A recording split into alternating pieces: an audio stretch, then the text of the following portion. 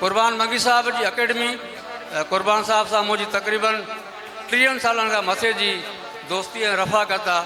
पर कुर्बान साहब अॼु बि सिहत जे हिसाब सां जिस्मानी तौर ते उअं ई जो उअं ई बीठो आहे, उन में का बि तब्दीली कान्हे।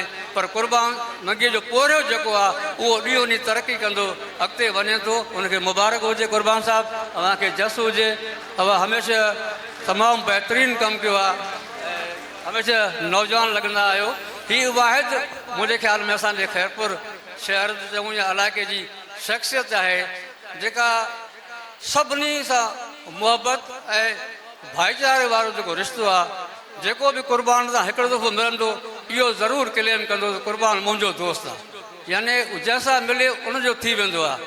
ऐं कुर्बान मंगीअ खे शाह साहब जे हिन शेर सां भेटा पेश कंदे पंहिंजी जॻह वठंदुमि त कोड़े कायाऊं तुंहिंजूं लिखनि लख हज़ार, कोड़े कायाऊं तुंहिंजूं लिखनि लख हज़ार, जी सभु कंहिं जीअसीं दर्शन धारूं धार, पिरम तुंहिंजा पार। कहिड़ा चई कीअं चवां। कुर्बान मंगीअ खे सलाम, उनजी टीम खे सलाम, सभिनी दोस्तनि जी महिरबानी। Thank U very much.